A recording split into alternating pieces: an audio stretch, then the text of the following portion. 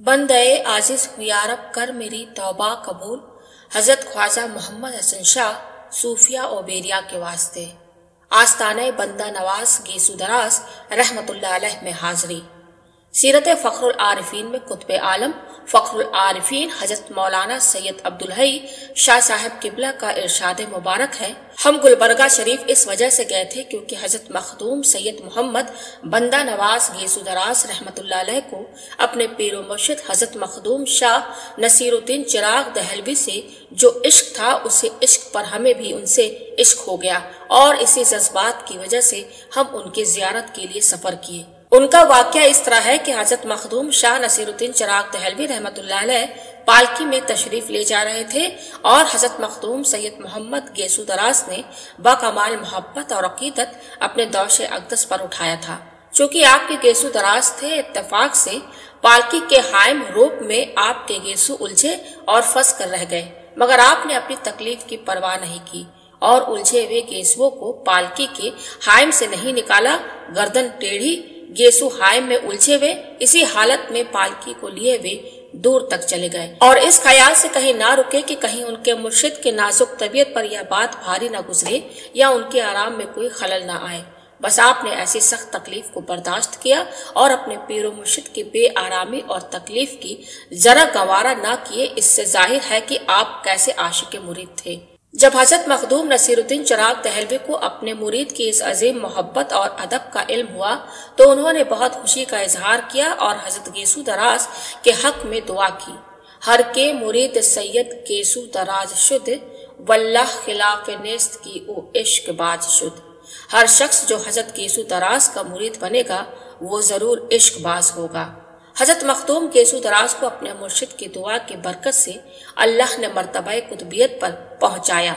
हजरत सुल्तानुल औलिया किबला के दिल मुबारक में भी इश्क का एक गहरा समुंदर मौजूद था।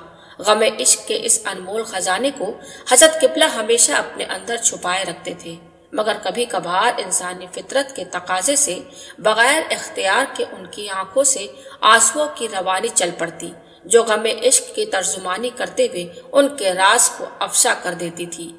इश्क के आंसू में अगर सच्चाई की आबोताब है तो उससे इंसान के मरातिब और दर्जात में रफत और बुलंदी मिलती है, लेकिन अगर वो आंसू फिस्क की तपिश से निकले हो तो उनका अंजाम सिर्फ तनाजुली होता है। दोनों किस्म के आंसुओं की जाहिरी सूरत एक जैसी होती है, मगर बातिनी कैफियत में जमीन और आसमान का फर्क होता है। इश्क का नूर रूह को मुनव्वर करता है, जबकि फिश्क की रोशनी रूह को अंधेरों में डाल देती है। आशिक का जिस्म कमजोर और पतला होता है, लेकिन उसकी रूह कवी और बेदार होती है। फासिक का जिस्म जाहिरी तौर पर मुतहरिक होता है, मगर उसकी रूह मुर्दा होती है। आशिक गम और रंजो अलम की तपिश में तपकर एक चमकदार कुंदन बन जाता है, जबकि बवाल हवस शख्स खोखला होकर रह जाता है। फासिक मुद्दई होता है और दावा करता है, मगर आशिक खामोश रहता है और हमेशा तौबा की तरफ रुजू करता है। हजरत सुल्तानुल औलिया किबला के जाते मुबारक एक निकत सिमानी और कुव्वत फौलादी की बेहतरीन शाहकार थी। कभी कभी दिल चाहता है कि इस जज्बात पर बहुत कुछ लिखा जाए, लेकिन ना वक्त साथ देता है और ना अल्फाज। ये कैफियत अल्फाज के दायरे से बहुत आगे की मंजिल है, जहाँ अल्फाज की पहुंच मुश्किल ही नहीं बल्कि नामुमकिन होती है। इसलिए मकसद की तरफ वापस लौटने ही में आफियत है। हजरत किबला के गुलबर्गा शरीफ में हाजिरी की वजह को समझना भी एक रूहानी राज है। गुलबर्गा शरीफ के मकामी शख्स मास्टर अब्दुल गफूर साहब का इरशाद है कि 1951 में मैंने एक ख्वाब देखा कि मैं मुरीद हो रहा हूँ। जब मैं बेदार हुआ तो बहुत हैरान था कि ऐसे बिना किसी ख्याल या गुमान की यह ख्वाब कैसे आया। धीरे धीरे वो ख्वाब के नाकुश धुंधलाने लगे। कुछ अरसा बाद पता चला कि गुलबर्गा शरीफ में अब्दुल कादिर साहब के घर पर गैर मामूली हलचल होने लगी। दरियाफ्ते हाल पर मालूम हुआ कि कुछ बुजुर्ग तशरीफ लाए हैं। यह भी मालूम हुआ कि यहाँ पर हल्का जिक्र और महफिल समा मुनाकिद होती है। शौक जियारत कशा कशा खिदमत अक़दस में ले आया। अब वो हाजिरी मेरे लिए मामूल बन गई थी। एक दिन तन्हाई में अर्ज किया, हुजूर दुनिया तो बहुत देख ली, लेकिन आखिरत के सफर की कोई तैयारी नहीं है और न रास्ते के लिए कोई सामान। काश इस बात का इत्मीनान हो जाए कि खातिमा बखैर हो और रूह तन से निकलने के वक्त कलमा तैयबा नसीब हो जाए। دنیا کے جھمیلوں سے چھڑا کر اپنی غلامی میں لے لیجئے۔ یہ سن کر حضرت سلطان الاولیاء پر رقت کا عالم طاری ہو گیا اور چشمہ مبارک سے آنسوؤں کی برسات شروع ہو گئی۔ کچھ دیر کے بعد آپ نے ارشاد فرمایا، بھائی بندہ نواز رحمت اللہ علیہ کی بارگاہ میں بھی اسی لیے حاضری دیتا ہوں۔ اس کے بعد میں نے رخصت کی اجازت چاہی۔ ارشاد ہوا، اللہ تعالیٰ فضل فرمائے گا اور ہمارے بزرگوں کی دعائیں تمہارے ساتھ ہیں، نا امید مت ہونا۔ ایک دن محفل سما منعقد تھی، مجمع کثیر تھا، میں ایک کنارے پر سب سے پیچھے کھڑا تھا۔ حضرت قبلہ نے کسی شخص کے ذریعے مجھے بلایا اور کلہ تاج مبارک عطا فرمائی۔ میں فوراً قدم بوس ہو گیا کیونکہ آج دل میں یہی آرزو لے کر گھر سے چلا تھا۔ اس کے بعد حضرت قبلہ کی غلامی کا شرف بھی حاصل ہو گیا۔ حضرت قبلہ کے تصرف اور روشن ضمیری کا ذکر تو یقیناً آ گیا ہے۔ اس قسم کے ہزاروں واقعات لوگوں نے اپنی آنکھوں سے دیکھے اور حلقہ بگوش ہوئے۔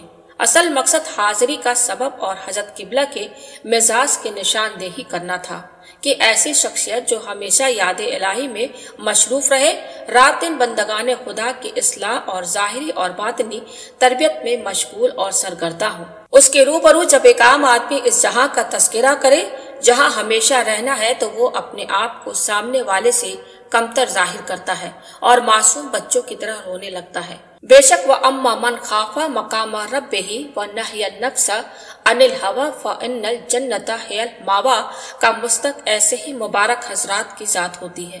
اللہ تعالی ہم سب کو بھی توفیق خیر عطا فرمائے، آمین ثم آمین۔ ہندوستان کے معروف اور مشہور اولیاء کرام کے دربار عالیہ میں سے چند کا ذکر کیا گیا ہے۔ اگر ان سب کا ذکر کیا جائے جہاں جہاں حضرت قبلہ حاضر ہوتے تھے تو صرف اس عنوان پر اچھی خاصی حکیم کتاب تیار ہو جائے۔ مذکورہ بالا دربار عالیہ کا تذکرہ بھی نہایت اختصار کے ساتھ کیا گیا ہے تاکہ یہ معلوم ہو جائے کہ حضرت قبلہ کا معمول مبارک کیا تھا اور ہم کو حاضری کا سلیقہ آ جائے۔ حضرت قبلہ کا ایک خاص معاملہ یہ بھی دیکھا گیا ہے کہ آپ جس شہر، قصبہ یا دیہات میں تشریف لے جاتے وہاں کے بزرگوں کے دربار میں پہلے حاضر ہوتے تھے۔ آپ کے اس طریقہ کار سے کیا واضح ہوتا ہے، اس کو راز و نیاز والے ہی جان سکتے ہیں۔